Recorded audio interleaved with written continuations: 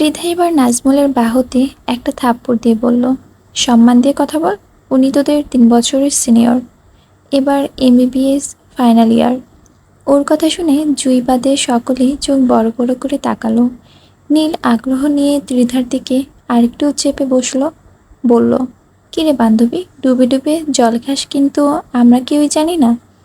শোভা ত্রিধার হাত ধরে টেনে উঠাতে চেয়ে বলল, চল, আজকেই দেখাবি আমাদের শ্রদ্ধেয় সিনিয়র ভাইকে, যার জন্য তুই আশিক দেওয়ানা হয়ে এখানে বসে আছিস। ত্রিধা উত্তরে কিছু বলার আগেই জুই হাসতে হাসতে নীলের গায়ে ঢলে পড়ল। সজীব জুইয়ের মাথায় একটা থাপ্পড় দিয়ে বলল, এমনি ভেটকি মাছের মতন ভেটকাতেছিস কেন? বড় ভাইকে দেখতে যাব, চল। জুই হাসতে হাসতে বলল, তোর বড় ভাই গভীর জলের মাছ, সেই মাছ বাংলাদেশে পাওয়া যাবে না। নীল বোকার মতো প্রশ্ন করলো, তাহলে কোথায় পাওয়া যাবে? জুই আবারও হাসতে হাসতে বলল, সেই মাছ আপাতত লন্ডনে বসবাস করে। ওর কথা শুনে সবাই আরেক দফা অবাক হয়ে ত্রিধার দিকে তাকালো। ত্রিধা বোকা সেজে বসে আছে।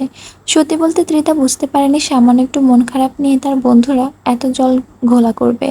তাহলে সে কিছুতেই ওদের কাছে কিছুই বুঝতে দিত না। যেহেতু ওরা একবার কিছু জেনেছে, পুরোটা না জেনে আজ ত্রিধাকে ভুলেও ছাড়বে না।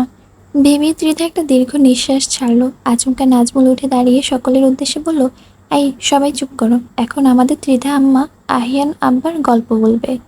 ওর কথা শুনে জুই ও ত্রিধা বাদে সকলেই একসঙ্গে হাততালি দিল। এদিকে ত্রিধা চোখ গোল গোল করে তাকিয়ে আছে বন্ধুদের দিকে, কিন্তু এই মুহূর্তে সকলের দৃষ্টি ত্রিধার দিকে। জুই মজা করে বলল, শুধু শুধু মেয়েটার আর কষ্ট বাড়িয়ে দিস না।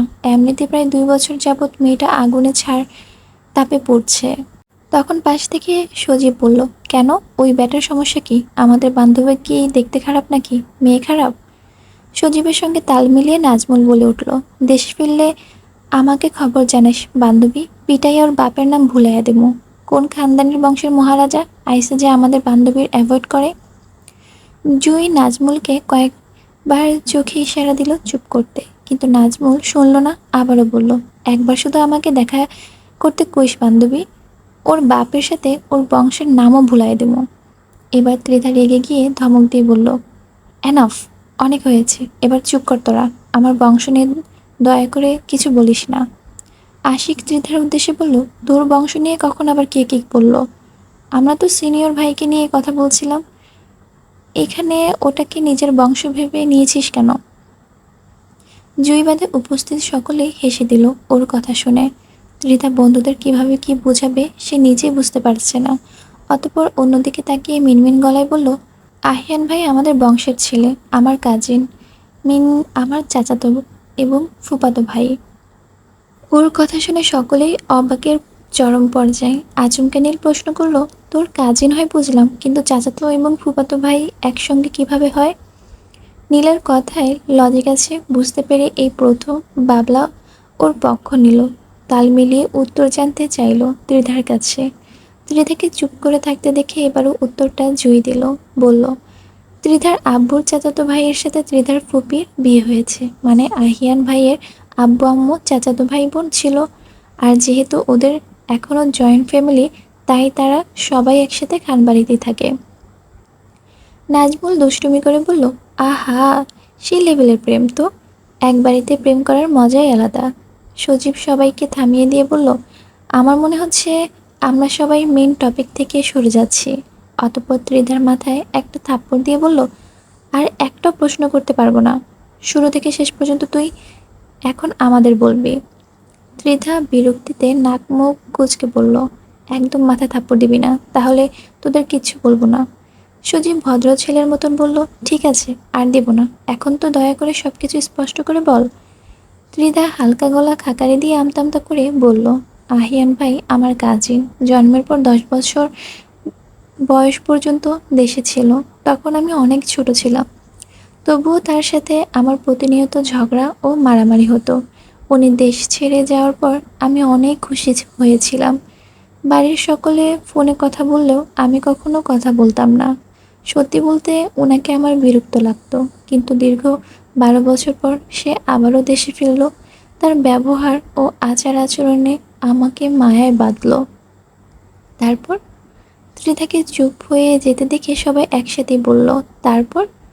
ত্রিধা একটা দীর্ঘ নিঃশ্বাস ফেলে বলল, অতিথি পাখি হয়ে এসেছিল, আবার অতিথি পাখির মতোই নিজের গন্তব্যে ফিরে গেছে। শোভা আফসোস করে বলল, উনি যাওয়ার আগে কিছু বলে যায়নি? কেন এমন করলো? না, শুধু বলেছে ভাগ্য থাকলে আবার দেখা হবে। নাজমুল রেগে গিয়ে বলল, আরে ভাই, এটা আবার কেমন কথা? উনি ওনার প্রয়োজনে ফিরে গেছেন, ভালো কথা, কিন্তু যাওয়ার আগে কিছু বলে তো যাবেন নাকি? কেন গেলেন? কবে ফিরবেন? অথবা তোর সাথে যোগাযোগ তো করবেন নাকি? কিন্তু উনি তো কোনো কিছুর এক্সপ্লেন করলোই না। ত্রিধা এবার খানিকটা রাগ মিশ্রিত কণ্ঠে বলল, কারো এক্সপ্লেনে চাই না আমার, তাই তো ফোনটা ফেরত পাঠিয়েছি। সজীব অবাক কণ্ঠে বলল, ফোন? এই ফোনের কাহিনীটা আবার কি? ত্রিধা জড়িয়ে যাওয়া কণ্ঠে বলল, বেঈমানটা আমাকে কিছু না বলে চলে গেছে। জানিস, ওনার ব্যবহারে আমি কষ্ট পেয়ে জুঁইদের বাড়িতে চলে গিয়েছিলাম। একটা রাত ছটফট করে পরের দিন সকাল বাড়ি ফিরে যাই। কিন্তু গিয়ে দেখি উনি লন্ডনে ফিরে গেছে। যাওয়ার আগে আমার জন্য একটা গিফট বক্স রেখে যায়। সেটাতে একটা ফোন ছিল, হয়তো উনি যোগাযোগ করতে চেয়েছিলেন এই ফোনের মাধ্যমে, কিন্তু আমি ওনাকে সেই সুযোগটাই দিতে চাইনি, তাই ফোনটা ওনার বোনকে দিয়ে ফেরত পাঠিয়েছি। আমাকে না বলে চলে গিয়ে আমাকে যে মরণ যন্ত্রণা দিয়েছে, তার জন্য আমি ওনাকে কখনোই ক্ষমা করব না। নাজমুল ভাবুক ভঙ্গিতে বলল, তারপর থেকে এই 2 বছর কি একবারও যোগাযোগ হয়নি তোদের? ত্রিধা স্পষ্ট কণ্ঠে জবাব দিল, না, হয়নি। বাবলা সে কৌতূহলী কণ্ঠে প্রশ্ন করল, সবই বুঝলাম, কিন্তু এখন কি হয়েছে? এবার পাশ থেকে জুই বলল, এখন কি হয়েছে সেটা আমি বলি। ওর কথা শুনে সকলেই সেদিকে তাকালো। জুই ত্রিধার দিকে তাকিয়ে বলল, আহিয়ান ভাই চলে যাওয়ার পর ত্রিধার মানসিকভাবে অনেক ভেঙে পড়ে। আমি এবং ভাইয়ার বোন আহিয়া আপু ওকে অনেক বুঝিয়ে মুভ অন করিয়েছি এই সম্পর্ক থেকে। ধীরে ধীরে ত্রিধা আবারও আগের মতন স্বাভাবিক জীবনযাপন শুরু করেছে, কিন্তু আগের মতন চঞ্চলতা ওর মাঝে আমি আর দেখতে পাইনি। ত্রিধা আহিয়ান ভাইয়ার উপর অভিমান করে গত 2 বছর একবারও তার সাথে কথা বলেনি সত্যি, কিন্তু প্রতিদিন সকালে 8টার দিকে ওরা সবাই যখন নাস্তা করে তখন ভাইয়া কল দেয় সকলের সাথে কথা বলতে। ত্রিধা তখন চুপচাপ ওনার কণ্ঠ শোনে। বলতে পারিস ভাইয়ার কণ্ঠ শুনেই ওর দিন শুরু হয়, কিন্তু হঠাৎ করেই গত 3 দিন হলো ভাইয়া বাড়ির কারো কোনো ফোন দিচ্ছে না, তাই ত্রিধা ডিস্টার্ব। নাজমুল ত্রিধার দিকে তাকিয়ে দুষ্টুমি করে বলল, ও মা গো, টুরু লাভ। নাজমুলের এমন কথা শুনে ত্রিধার প্রচণ্ড রেগে গেল। ত্রিধা কিছু বলার আগেই সজীব ওদের সবাইকে থামিয়ে দিল। জুঁইয়ের দিকে তাকিয়ে বলল, তুই বলছিস ত্রিধা মুভ অন করেছে? আমার কিন্তু তেমন কিছুই মনে হচ্ছে না। ত্রিধা যদি সত্যি সত্যি মুভ অন করতো, তাহলে ওই ছেলেটার কল না দেওয়ায় ও এতটা আপসেট হতো না। এবার শোভা এগিয়ে এসে বলল, ত্রিধা স্বাভাবিক জীবনে হয়তো ফিরে এসেছে, কিন্তু মনে মনে এখনও অপেক্ষা করছে আহিয়ান ভাই ফিরে আসার। এবার সজীব ও শোভাকে সবাই সমর্থন করে বলল, একদম ঠিক কথা। ঠিক তখনই ত্রিধা জোরে চিৎকার দিয়ে বলল, সব ভুল, আমি কারো অপেক্ষা নেই, আমার জীবন সম্পূর্ণই আমার, আমি যেভাবে আছি ভালো আছি, আর সারা জীবন এভাবেই থাকতে চাই। বলেই ত্রিধা চলে যেতে চাইল, কিন্তু নাজমুল ওর সামনে দাঁড়িয়ে বলল, দাঁড়া, কিছু সময় চলে যেতে চাইলেই চলে যাওয়া যায় না, পালিয়ে আর কতদিন যাবি? পৃথিবীটা গোল, আমরা যার থেকে পালিয়ে বেড়াই দিন শেষে তার সামনে এসে দাঁড়াই, আর এটাই বাস্তব। এই প্রথম নাজমুলের সিরিয়াস কণ্ঠে শুনে সকলেই অবাক নয়নে তাকালো। নাজমুল ওদের দৃষ্টি অপেক্ষা করে ত্রিধার দিকে তাকিয়ে বলল, এখন অন্তত এটা অস্বীকার করিস না যে তুই তোর কাজিনকে ভালোবাসিস না। আর যদি তাকে এতই ভালোবাসিস, তাহলে এহসান স্যারের সাথে কেন যোগাযোগ করছিস? ত্রিধা এবার ঝরঝর করে কয়েক ফোঁটা চোখের পানি ফেলে বলে উঠল, আমি ওনার সাথে কোনো যোগাযোগ রাখছি না। গত 1.5 বছরে এহসান নেওয়াজের সাথে আমার একবারও কথা হয়নি। এহসান আমার আগে আমার পাপাদের মন জয় করেছে। বড় পাপা মানে আহিয়ান ভাইয়ার আব্বু অনেক পছন্দ করে এহসানকে। আমাকে কেউ কিছু সরাসরি না বললেও বুঝি খানবাড়ির প্রত্যেকটা মানুষ চায় এহসানের সাথে আমার বিয়ে হোক, কিন্তু আমি আমার পাপাকে স্পষ্ট মানা করে দিয়েছি। আশা করছি আমার পাপা সবটা সামলে নেবে। ওর কথা শুনে আশিক বলে উঠল, সাববাসী দিতে হয় এমন হবু শ্বশুরকে, যে নিজের ছেলের প্রেমিকাকে নিজেই অন্য কারোর সাথে বিয়ে দেওয়ার জন্য লাফায়। আশিকের কথা শুনে সকলেই এবার হেসে দিল। সজীব এগিয়ে এসে ত্রিধার উদ্দেশ্যে কোমল কণ্ঠে বলল, জীবনটা তোর, কে তোকে এমন কেমনভাবে ট্রিট করে সেটা তুই ভালো জানিস। আমরা শুধু চাই তুই ভালো থাক। যদি আহিয়ান ভাইকে এতটাই ভালোবাসিস তাহলে তার সাথে যোগাযোগ কর, অথবা দেশে ফেরার পর্যন্ত অপেক্ষা কর। দেশে ফিরলে তার সাথে সব ঠিকঠাক করে নে। আর এহসান স্যারকে স্পষ্ট কণ্ঠে জানিয়ে দে তুই তাকে বিয়ে করতে পারবি না, তাহলে উনি তোর অপেক্ষায় থাকবে না। আহিয়ান ভাইয়ের উপর অভিমান করে তুই যদি এহসান স্যারকে বিয়ে করিস তাহলে তোরা তিনজনের একজনও সুখী হতে পারবি না। তাই ভেবেচিন্তে সিদ্ধান্ত নেওয়াই ভালো। ঘড়ির কাঁটা থেমেনি। টিকটিক করতে করতে পার করে দিল একটি মাস। গত 1 মাসে আহিয়ান বাড়িতে কারোর সাথে যোগাযোগ করেনি। সেটা নিয়ে প্রথম প্রথম সবাই অনেক টেনশনে থাকলেও পরে আহিয়ার থেকে শুনেছে আহিয়ান লেখাপড়া নিয়ে ব্যস্ত, তাই বাড়িতে যোগাযোগ করছে না। কিন্তু ত্রিধা জানে আহিয়ান ভাই শুধু শুধু যোগাযোগ বন্ধ করেনি, বরং বড় পাপার সাথে তার কোনো কিছু নিয়ে রাগারাগি হয়েছে, তাই এমন করেছে। আগামীকাল থেকে পবিত্র মাহে রমজান। খানবাড়িতে আজ বিকেল থেকেই উৎসবের মুখর আয়োজন চলছে। সকালবেলা বাড়ির হেল্পিং হ্যান্ড পদ্মের বাবাকে খবর পাঠিয়ে নিজের সাথে বাজারে নিয়ে গিয়েছিল আলী আহমদ খান। প্রতি বছরের মতন এবারও তিনি দেখে দেখে রমজানের বাজার করলেন। রমজান মাসে সেহরির সময় ত্রিধা খাওয়ার নিয়ে নানান রকমের তালবাহানা করে, তাই আলী আহমদ খান নাতনিদের জন্য পছন্দ মাছ ও হাঁসের মাংস নিলেন। বাড়ির সকলের কথা মাথায় রেখে উনি সকল বাজার করে আনলেন।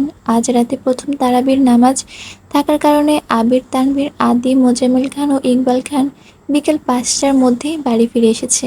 আবির বাড়ি ফিরে যখন শুনেছে তার আব্বু এই গরমের মধ্যে বাজারে গিয়েছিল, সেটা নিয়ে বাড়িতে প্রচুর রাগারাগি করেছে। বাড়ির মহিলারা আপাতত আবিরের ভয়ে সবাই চুপচাপ। মেঘ, বন্যা ও রাই শ্বশুর আব্বাকে অনেকবার বলেছিল বাজারে যেতে না, কিন্তু আলী আহমদ খান কারো কথা না শুনেই বাজারে চলে গেছে। আবিরকে এখন এই কথা কে বোঝাবে, তাই চুপ থাকাটাই বুদ্ধিমানের কাজ। ত্রিধা সোফার হাতলের উপর বসে একটা গাজর চিবোতে চিবোতে সকলের অবস্থা দেখছে। সবগুলো বড় পাপার ধমকের ভয়ে কেমন গুটিয়ে আছে। ত্রিধা না চাইতেও মিটিমিটি হেসে দিল। আলী আহমদ খান এগিয়ে এসে ত্রিধার কান টেনে ধরে বলল, বাপ ধমকাচ্ছে আর মেয়ে বসে বসে মজা দেখছে। ত্রিধা ব্যথাতুর আওয়াজে করে বলল, দাদু ভাই, ব্যথা পাচ্ছি তো। আলী আহমদ খান মিটিমিটি বলল, মিটিমিটি হাসছিলি কেন? ত্রিধা নিজের কান থেকে হাতটা সরিয়ে দিয়ে বলল, আমি তো তোমাদের অবস্থা দেখে হাসিনি দাদু। আমি তো আগামীকাল থেকে আর কিছু খেতে পারবো না, তাই আজকে যা যা ইচ্ছে খেয়ে নিই সেটা ভেবেই হাসছিলাম। ওর কথা শুনে চাইতেও সকলে হেসে দিল। আবির মুখ গম্ভীর রেখে উপরে চলে গেল। আবির চলে যাওয়ার সকলেই বড় একটা নিঃশ্বাস ফেলল। মেঘ এগিয়ে এসে আলী আহমদ খানকে বলল, আব্বাজান, আপনি কেন বাজারে গিয়েছিলেন বলেন তো? দেখলেন তো আপনার ছেলে কেমন করলো? মেঘের কথা শুনে আলী আহমদ খান সশব্দে হেসে বলল, আমার ছেলে ভাবে আমি বুড়ো হয়ে গেছি, কিন্তু আমার গায়ে যে এখনো অনেক শক্তি সেটা আমার ছেলে জানে না, তাই তোদের বকেছে। মালিহা খান এগিয়ে এসে বললেন, হয়েছে, নিজের দোষটাকে এখন আর ছেলের ঘাড়ে চাপাতে হবে না। এই কথা শুনে আলী আহমদ খান সশব্দে আরেকবার হাসলেন। আদিবা দৌড়ে এসে ত্রিধার কোলে উঠে খিলখিলিয়ে হেসে আধো আধো কণ্ঠে বলল, আপনি, আমিও আমিও রোতা রাখবো। এই কথা শুনে ত্রিধা টপাটপ ওর গালে কয়েকটা চুমু দিয়ে বলল, রোতা না আপু, বলো রোজা। আর লাগবো না, বলো রাখবো, মানে রোজা রাখবো। আদিবা ভাঙা ভাঙা কণ্ঠে বলার চেষ্টা করলো, ও রোতালা রাখবো। ত্রিধা আবারও আদর দিল আদিবার গালে। সন্ধ্যা হতে না হতে কিচেন থেকে আজকের নানান রকমের খাবারের ঘ্রাণ আসছে। রাতের খাবারের পাশাপাশি সেহরির সময়ের খাবারও রান্না করছে বাড়ির 3 বধূ। রাতে তারাবি থাকার কারণে আজকে একটু আগেই রান্না চাপিয়েছে তারা। পদ্ম হাতে হাতে সবাইকে সাহায্য করে দিচ্ছে। বাড়িতে এতগুলো মানুষ সকলের রান্না করা সময় সাপেক্ষ ব্যাপার। তাছাড়া রমজান মাসের সেহরিতে খাওয়ার জন্য এক একজনের এক এক রকম খাবার পছন্দ। আপাতত বাড়ির ৩ বধূ সেই কাজেই ব্যস্ত। ত্রিধা বাড়িতে থাকলে বন্যা মাঝে মধ্যেই কাজের অর্ডার দেয়, কিন্তু মেঘ ত্রিধাকে রান্নাঘরের ধারের কাছেও আসতে দেয় না। এসব নিয়ে বন্যা কিছু বলতে গেলে তানভীর ও আবির বলে, আমাদের মেয়েকে এমন জায়গায় বিয়ে দেব না যেখানে তাকে রান্না করে খেতে হবে। আমাদের বাড়ির রাজকন্যা সে, যেখানে তাকে রানীর মতন রাখা হবে সেখানেই তাকে বিয়ে দেওয়া হবে। ত্রিধা পাপাদের আহ্লাদের কিচেনের ধারে কাছেও যায় না।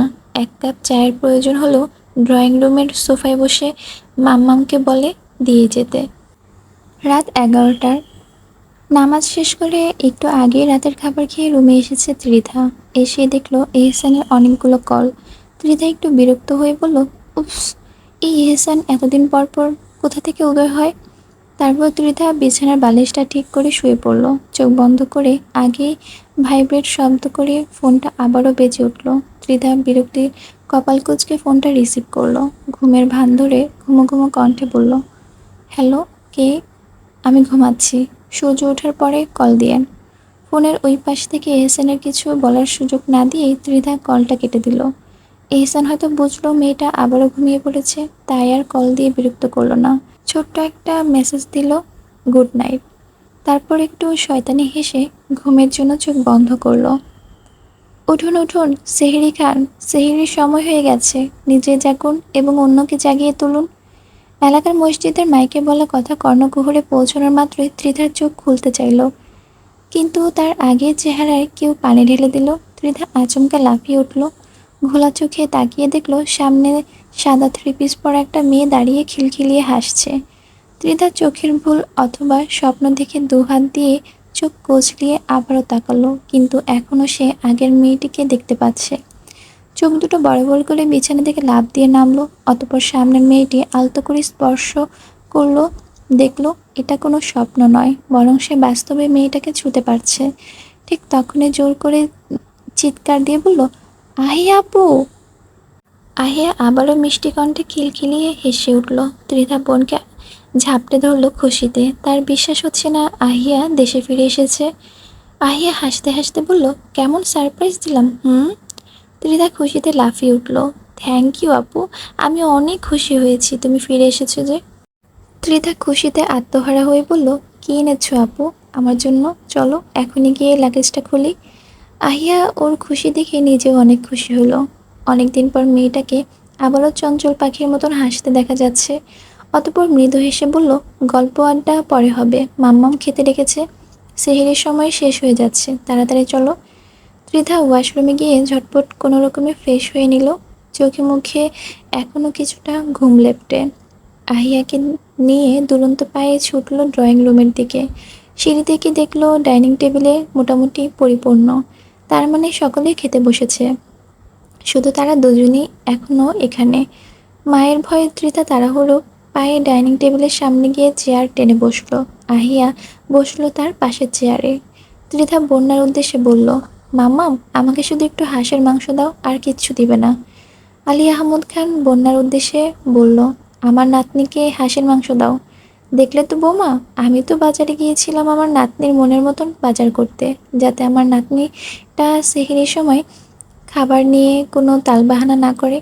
বন্যা ত্রিধার প্লেটে অনেকটা মাংস তুলে দিল। ত্রিধা খুশি মনে অল্প ভাত ও মাংস মুখে পুরে বড় দাদুর দিকে তাকালো কিছু বলতে। ঠিক তখনই সামনের চেয়ারে বসা মানুষটিকে দেখে মেয়েটার রুহ অবধি কেঁপে উঠল। আহিয়া গত 1 মাস যাবৎ অপেক্ষা করেছে ত্রিধার রিয়েকশন দেখার জন্য, তাই সে খাওয়া রেখে ত্রিধার দিকে তাকিয়ে রইল। ত্রিধা চোখ বড় বড় করে তাকিয়ে আছে সামনে।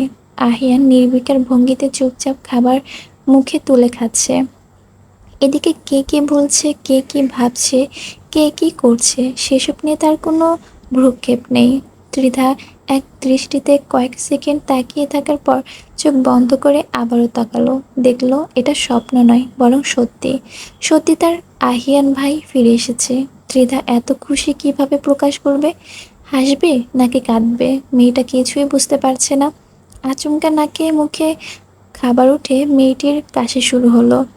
কাশি কিছুটা কমে আসতে ত্রিধা আবারও সামনে তাকালো। ঠিক তখনই মিলল মিলন ঘটল দুই জোড়া চোখের। চোখে চোখ পড়তে আহিয়ান চোখ নামিয়ে নিল, কিন্তু ত্রিধা চোখ না নামিয়ে কয়েক সেকেন্ড তাকিয়ে রইল তার সামনে থাকা বেইমান পুরুষটির দিকে। ত্রিধার কেন জানি প্রচণ্ড কান্না পাচ্ছে। সে নিজেকে কিছুতেই সামলাতে পারছে না। না চাইতেও দুই ফোঁটা চোখের পানি গাল বেয়ে গড়িয়ে পড়ল ভাতের প্লেটে। তানভীর আঁতকে উঠে বলল, এখনো কষ্ট হচ্ছে মাম্মাম? তোর চোখ লাল হয়ে পানি পড়ছে। ত্রিধার ঠোঁটের কোণে মৃদু হাসির রেখা টেনে আহিয়ানের দিকে তাকিয়ে বলল, হ্যাঁ পাপ্পা, কষ্ট হচ্ছে, তবে আগের থেকে অনেক কম। কেন জানি মনে হলো ত্রিধার এই কথাগুলো তার ভাইকে বলেছে। ভাইয়া যেহেতু দেশে ফিরে এসেছে, এরা নিজেদেরটা নিজেরাই সব ঠিক করে নিবে ভেবেই আহিয়া নিজের খাওয়ার মনোযোগ দিল। ত্রিধা ঝটপট অল্প কিছু খেয়ে নিজের রুমের দিকে চলে গেল। যাওয়ার আগে আহিয়াকে শীতল কণ্ঠে বলল, আপু, সকালে কথা হবে, এখন রুমে যাই, ঘুম পাচ্ছে। আহিয়া বুঝল মেয়েটার বেকুলতা, তাই আর কথা বাড়ালো না। ত্রিধা রুমে প্রবেশ করেই দরজাটা শব্দ করে লাগিয়ে দিল। তার হাত পা অঝরে কাঁপছে। দুর্বল শরীরটাকে বিছানায় টেনে নিতেই দু চোখ অন্ধকার নেমে আসলো। তুমি যা বলেছ ভেবে বলছো তো? আবিরের রাগে কণ্ঠস্বর শুনেও আজকের আহিয়ান থামল না। স্পষ্ট কণ্ঠে জবাব দিল, জি পাপা, আমি ভেবেচিন্তেই সিদ্ধান্ত নিয়েছি। আমি বাংলাদেশে থেকেই ইন্টার্নশিপ করব। আমি ইতিমধ্যে আমার এমবিবিএস সার্টিফিকেট ফর্মালিটার জন্য জমা দিয়ে দিয়েছি। তুমি এত বড় একটা সিদ্ধান্ত নেওয়ার আগে আমাকে একবার জানানোর প্রয়োজন মনে করলা না? আহিয়ান বলল, আমি ভাবতে পারিনি পাপা আমি দেশে ফেরার তুমি এতটা রেগে রেগে যাবে। আমি শান্ত দৃষ্টিতে তাকালো ছেলের দিকে, অতঃপর স্বাভাবিক কণ্ঠে বলল, দেখো আহিয়ান, তোমার দেশে ফেরাতে আমার কোনো সমস্যা নেই, কিন্তু আমি চেয়েছিলাম পুরো লেখাপড়া যেহেতু লন্ডনে করেছো, 1 বছর ইন্টার্নশিপও সেখানে থেকেই করে পরিপূর্ণ ডক্টর হয়ে ফিরে আসো। আহিয়ান পাপাকে বোঝানোর ভঙ্গিতে বলল, পাপা, তোমরা সবাই চলে এসেছো 2 বছর হলো, এর মাঝে আহিয়াও চলে আসলো। এখন সত্যি আমার লন্ডনে একা ভালো লাগছে না, তাই আমি সিদ্ধান্ত নিয়েছি ইন্টার্নশিপ বাংলাদেশ থেকেই করব। আমি কিছু বেস্ট হসপিটালের অ্যাপ্লাই করেছি, আশা করছি ভালো একটা হসপিটালে চান্স পাবো ইনশাল্লাহ। আবির মুখ গম্ভীর করে বলল, অ্যাজ ইউ উইশ বলেই হনহন পায়ে বেরিয়ে গেল ছেলের রুম থেকে। মেঘ এতক্ষণে নীরব দর্শক ছিলেন। স্বামী চলে যেতেই মেঘ ছেলের কাছে এগিয়ে গেল, অতঃপর খুশি মনে ছেলের মাথায় হাত বুলিয়ে দিয়ে বলল, তুই ফিরে এসে ভালো করেছিস আব্বা, কত শুকিয়ে গিয়েছিস এই 2 বছরে। আহিয়ার মৃদু হেসে জবাব দিল, থ্যাংক ইউ মাম্মা, অন্তত তুমি তো আমার একটু বুঝলে। ত্রিধার ঘুম ভাঙল বেলা 12টায়। ভোর রাতের ঘটনাগুলো এখনো তার স্বপ্নের মতোই লাগছে। ওয়াশরুমে ঢুকে ঝটপট শাওয়ার নিয়ে গেল আহিয়ার রুমের দিকে। আসবো? ত্রিধার কণ্ঠস্বর পেয়ে আহিয়া পেছন ফিরে তাকালো। সে মূলত বেলকনিতে ভেজা তাওয়াল শুকাতে দিচ্ছিল। ত্রিধাকে দেখে মৃদু হেসে রুমে আসলো। ত্রিধা আচমকা ছুটে গিয়ে বোনকে জড়িয়ে ধরল। ত্রিধার এমন কাজ আহিয়া কিছুটা ভড়কে গেল।